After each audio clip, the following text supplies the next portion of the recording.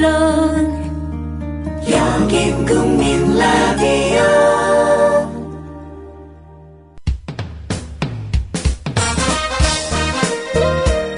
균형 잡힌 시각, 정직한 분석, 조상훈의 뉴스바. 이어서 초대석으로 만납니다.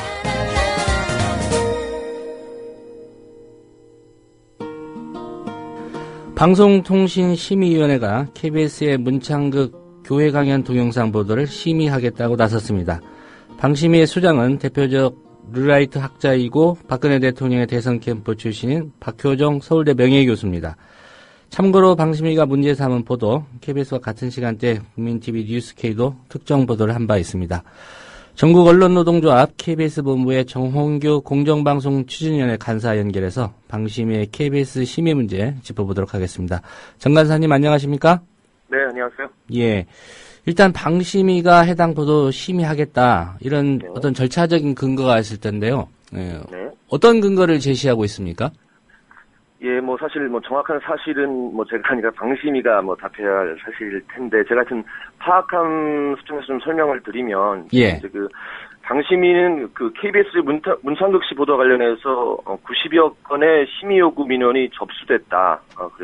그리고 이 보도가 결국 총리 후보의 사퇴까지 이어질 정도로 사회적 파장이 컸던 만큼 심의가 불가피하다, 이런 입장을 갖고 있는 것으로 좀 파악하고 있는데요. 예. 그래서 민원의 주 내용은 KBS가 문 씨의 발언 내용을 왜곡했다. 그리고 이는 방심위의 심의 규정상 방송의 공정성을 위반한 혐의가 있을 수 있다. 이런 것이라고 합니다. 예, 90여 건의 심의를 요구하는 민원이 접수됐다고 하는데, 이렇게 민원이 접수되면 방심위가 심의를 할 수 있는 겁니까? 민원이 제가 알기로는 접수됐다 해서 모든 민원을 다 심의하는 건 아니고요. 예. 민원이 들어온 것 가운데 이게 심의할 여지가 있다, 이런 건 방심위가 자체적으로 판단하는 것으로 알고 있습니다. 예. 민원이 없더라도 본인들이 판단하기에 이건 심의 대상이다라고 하면 심의는 가능할 것 같은데, 예. 이번 경우에는 본인들이 좀 부담을 느껴서일까요? 민원을 좀 이유로 내세운 것 같은데 어떻게 보십니까? 그러니까 저도 제가 기자인데요. 저뿐만 아니라 대부분의 어떤 언론사 기자에 있는 사람들이 당시 KBS 보도에 대해서 문제가 있는 보도라고 개개인이 판단할 사람은 저는 거의 없다라고 생각합니다. 어떤 지금 조중동이라든가 특정 언론에서 그걸 문제 삼는 거는 아마 그 언론사 차원에서 문제를 삼는 것으로 보고요. 예. 어떤 그런 점에서 봤을 때 이 보도를 문제 삼는 게 과연 상식적인 수준에서는 좀 적절한가, 이게 대해서는 좀 동의하기가 좀 어렵습니다. 예. 이 방심위가 민원의 출처나 근거, 누가 민원했다, 이런 걸 밝힌 적은 없죠?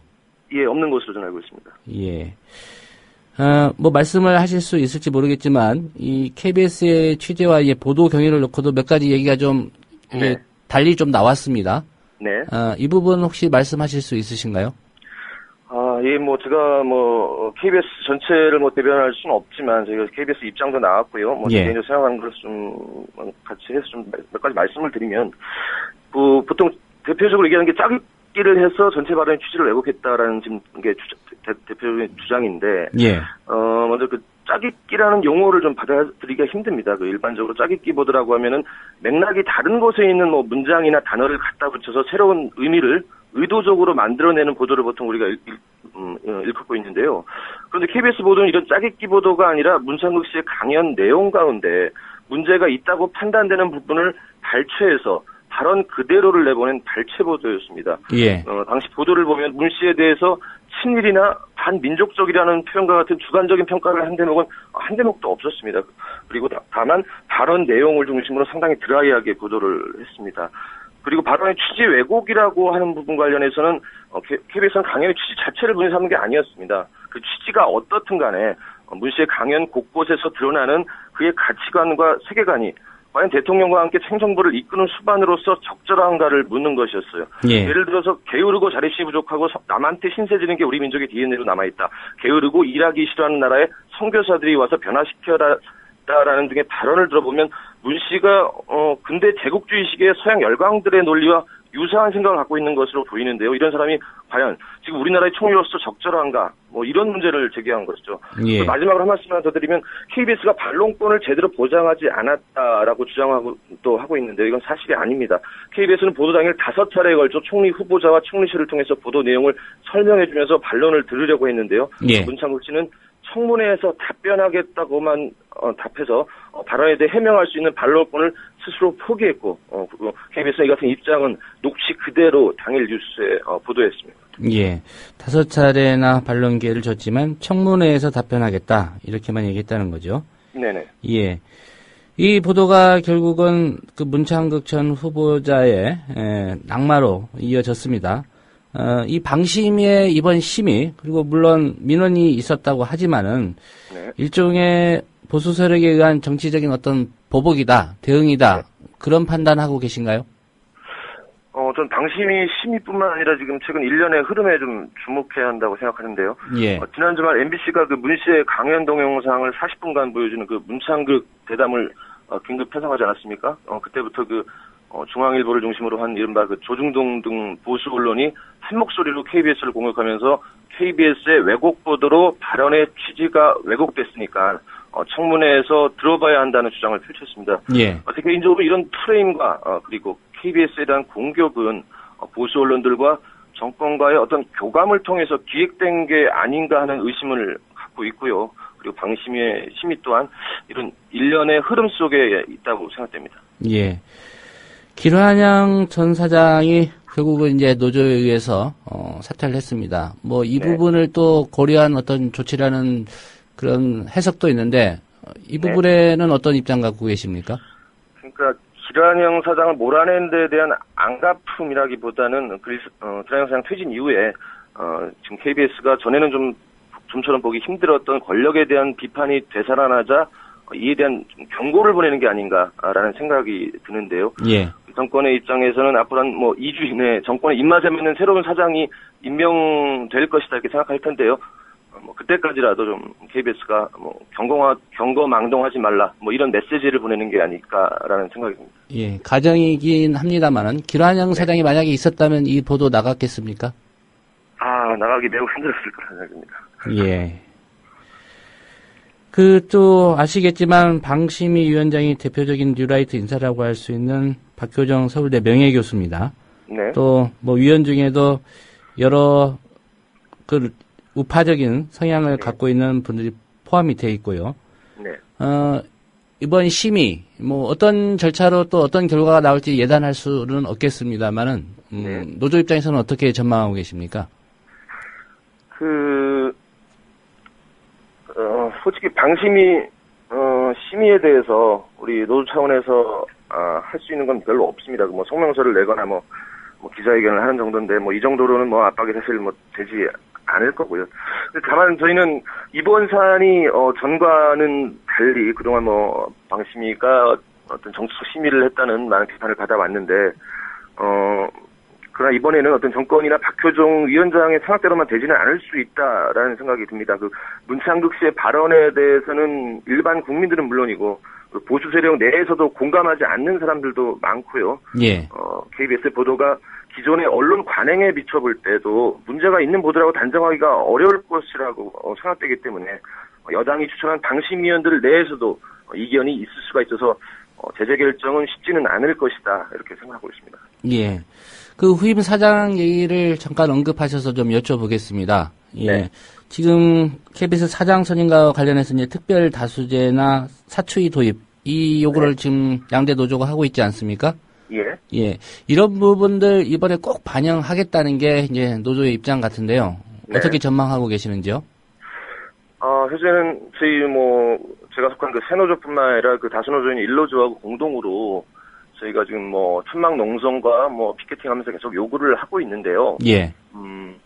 현재까지는 안타깝게도 지금 이사회 다수를 구성하고 있는 여당 의원들은 특별 다수제가와 사추위를 좀 받아들일 수 없다라는 입장이 좀 완고한 것 같고요. 예. 지금 현재 전망을 하자라면 그게 받아들여지기는 쉽지는 않다 이렇게 볼 수 있을 것 같습니다.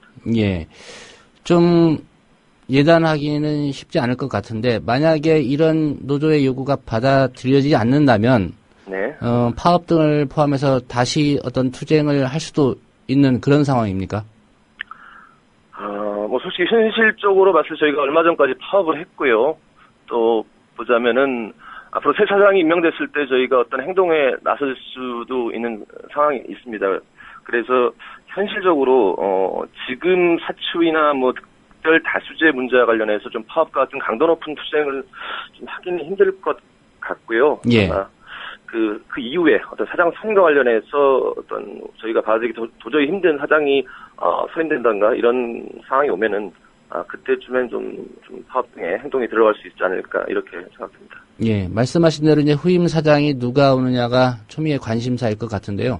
네. 뭐 정치권이나 미디어 쪽에서는 여러 사람들의 좀 이름이 거론되고 있는데 혹시 KBS 노조 쪽에서 파악하고 있는 뭐 후보군이라든가 네. 얘기가 나오는 사람들이 좀 있습니까? 예, 몇몇 사람들이 좀 거론되고 뭐 전해져 오기는 하는데요. 일단 저희가 그 신뢰성에 대해서 좀 담보하기가 힘들고, 예. 또 실제로 그분들이 뭐 지원을 했는지도 지금 현재로서는 확인이 안 됐기 때문에, 그분들이 실명을 거론해서 저희가 말씀드리기 좀 어려울 것 같습니다. 예. 네, 기란영 전 사장 물러난 뒤로 KBS 보도 조금씩 뭐 제자리를 찾아가고 있다. 이런 시청자들의 평가도 좀 있는 것 같습니다. 네. KBS의 현재 내부 분위기, 또 노조원들은 어떤 생각 갖고 있는지 좀 궁금한데요.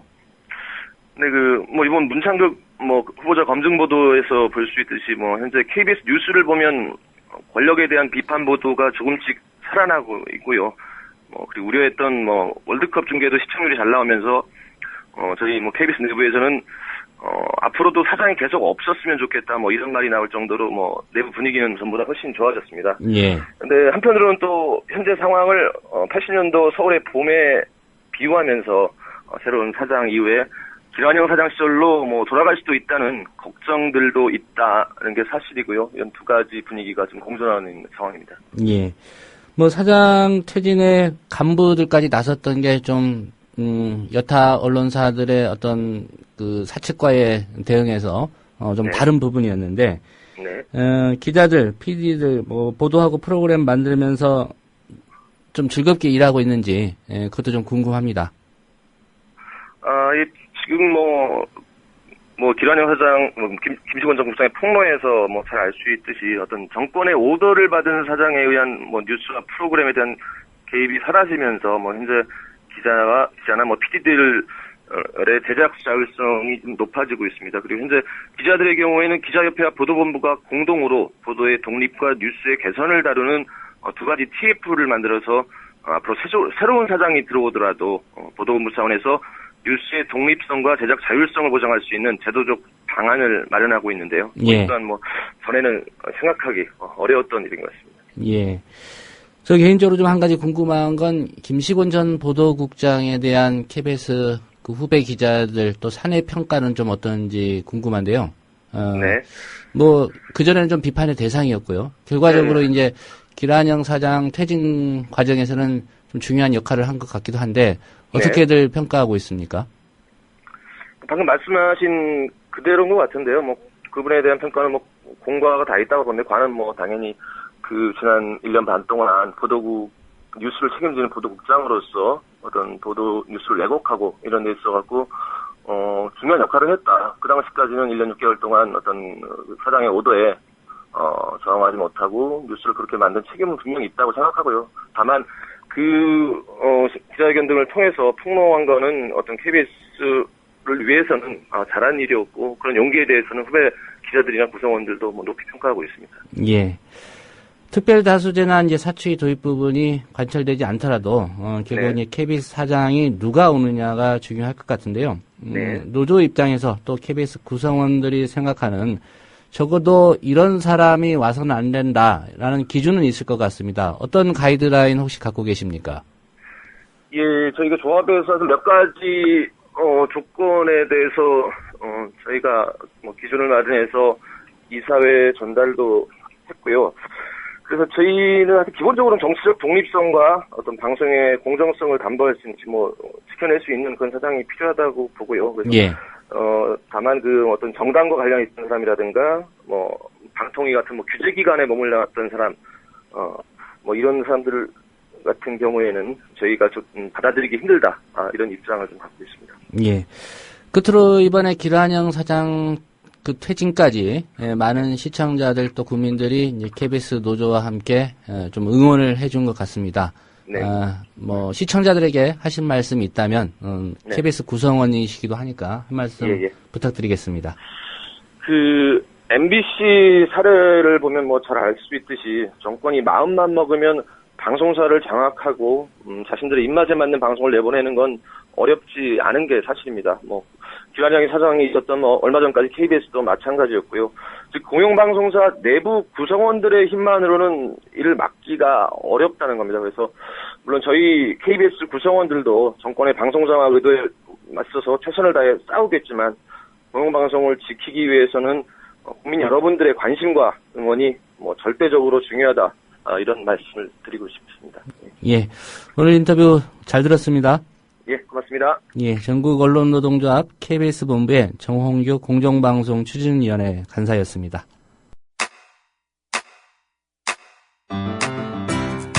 국민라디오 지지하는 4가지 방법 아시나요? 다운로드하기, 별점 주기, 댓글 달기, 구독하기. 국민라디오를 보다 많은 이들에게 전할 수 있는 가장 손쉬운 방법.